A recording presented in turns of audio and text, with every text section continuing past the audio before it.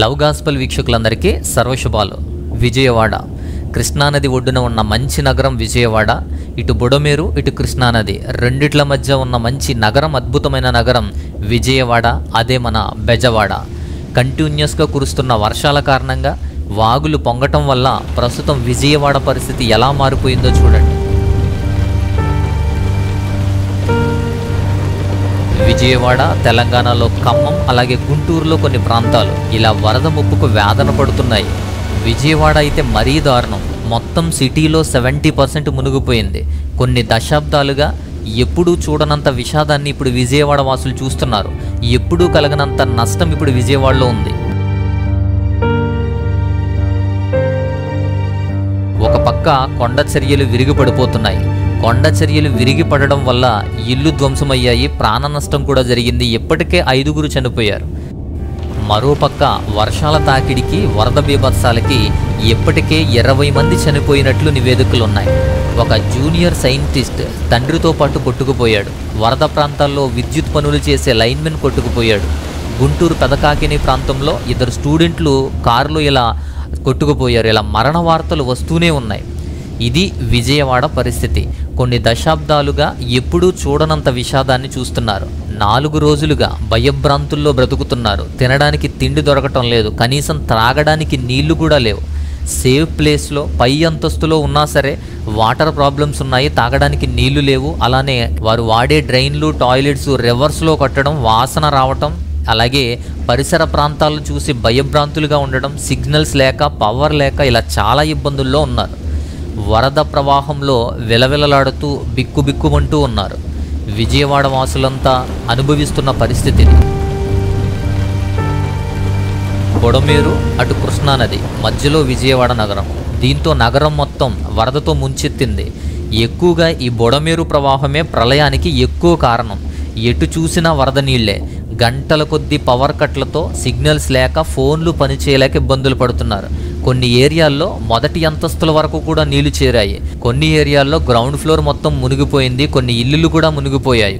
కార్లు, బైక్లు మునిగిపోయి ఉండడాన్ని మనం విజువల్స్లో చూస్తాం.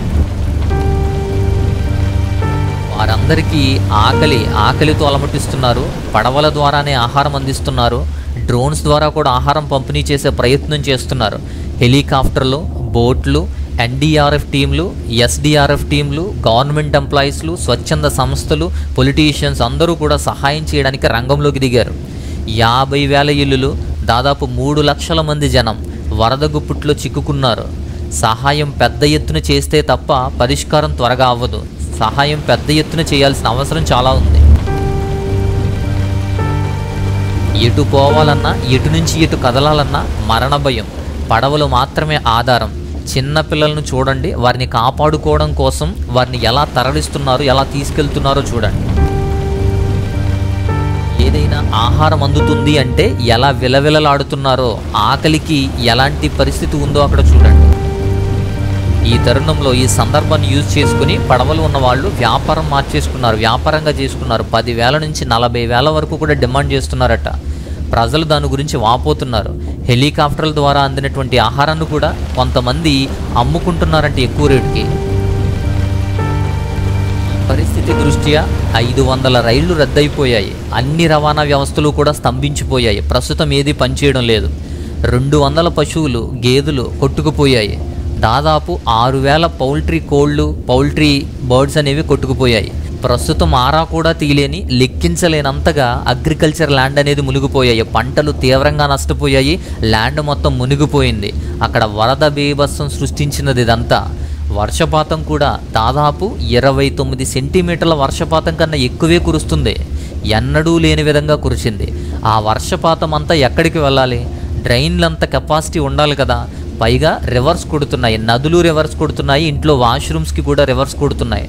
దీనంతటికి కారణం అక్కడ బుడమేరు వాగు గురించి మాట్లాడతారు. బుడమేరు ఎందుకు ఈ ఉధృతికి కారణం అంటే, ఖమ్మం, ఎన్టీఆర్ జిల్లా ఈ సరిహద్దుల్లో ఉన్న కొండ ప్రాంతాల్లో, అలాగే గట్ల ప్రాంతంలో నుంచి ఏర్పడే జలాశయాలు కానీ, నీటి ఓటలు కానీ, వర్షపు నీరు కానీ ఇదంతా కూడా ఒకటై వీటి ద్వారా ఏర్పడి ప్రవహించేదే బుడమేరు.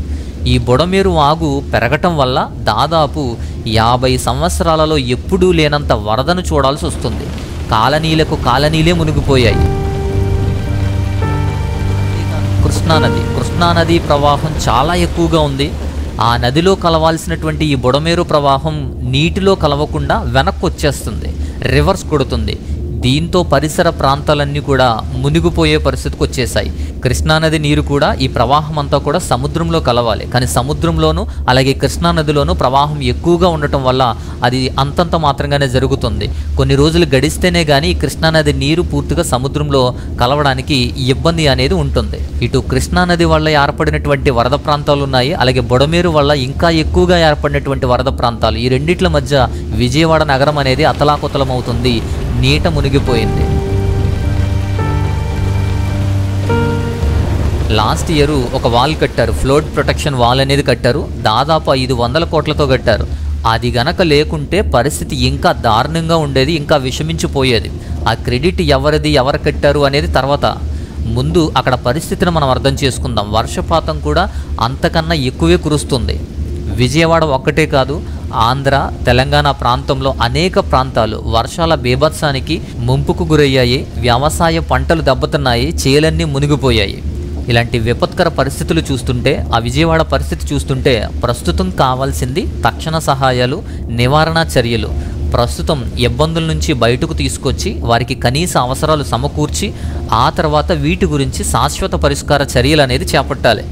దీనికి కారణం ఏంటి, ఎవరి వల్ల వచ్చింది అనే దానికన్నా వాళ్ళు రాజకీయాల లబ్ధి కోసం వారికి వాళ్ళు ఏవో చెప్పుకుంటారు, కానీ అందరూ కూడా హెల్ప్ చేస్తున్నారు. అదే గ్రేట్ విషయం. కారణాలు ఏదైనా కావచ్చు, జరగకుండా ఆగిపోయిన డ్రైన్ పనుల వల్ల నీరు మిగిలిపోవడం, వాటి వల్ల ఇబ్బందులు రావడం, అలాగే ఈ బుడమేరు ప్రవాహ దిశను మార్చేటువంటి పనులు ఆగిపోవడం, ప్రవాహ ప్రాంతంలో ఆక్రమించుకోవడం, అక్రమ కట్టడాలు కట్టుకోవడం, ఇల్లు కూడా చాలామంది ఇళ్ల స్థలాలుగా మార్చేసుకోవడం, ప్రవాహ దిశను మార్చేటువంటి కాలువ పనులు కూడా ఆగిపోవడం, ఇవన్నీ కారణాలుగా ఉన్నాయి. విలయ ప్రవాహానికి ఇవన్నీ కూడా కారణాలు. ఇంతేకాకుండా ప్రజలు మెయిన్ కారణం. కారణాలు ఎలా ఏదైనా ఉండొచ్చు, కారణాలు ఏదైనా ప్రస్తుతం కావాల్సింది సహాయాలు కావాలి ప్రస్తుతం. ఎందుకంటే అక్కడ ఉన్న పరిస్థితి అలా ఉంది. ఇప్పటికే చాలా నష్టం వాటిల్లింది. మరోసారి వర్షాలు ఎలాంటి విపత్కర పరిస్థితులకు దారితీస్తాయో చూడాలి. అకాల వర్షాలు, వరదలు ఆంధ్రప్రదేశ్, తెలంగాణలో పరిస్థితులను తీవ్రంగా బాధిస్తున్నాయి. ముఖ్యంగా విజయవాడ ప్రాంతంలో సహాయ సహకారాలు అందేలా ఎవరికి తోచిన సహాయం వారు చేస్తున్నారు. వీలైతే సహాయం చేయండి, ముఖ్యంగా ప్రార్థన చేయండి. విజయవాడ ముంపు ప్రాంతాలు అలాగే ఆంధ్ర తెలంగాణలో వర్షాల దాటికి ఎదురయ్యేటువంటి పరిస్థితుల కోసం ప్రార్థించండి. Pray for Vijayawada, pray for Andhra Pradesh, pray for Telangana and pray for our India for this disasters. అది మన బాధ్యతగా తీసుకుని అందరూ సహకరించండి, ప్రార్థించండి. మరొక అద్భుతమైన మంచి అంశంతో మరొక వీడియోలో మరల కలుసుకుందాం. అంతవరకు స్వస్తి, నమస్తే.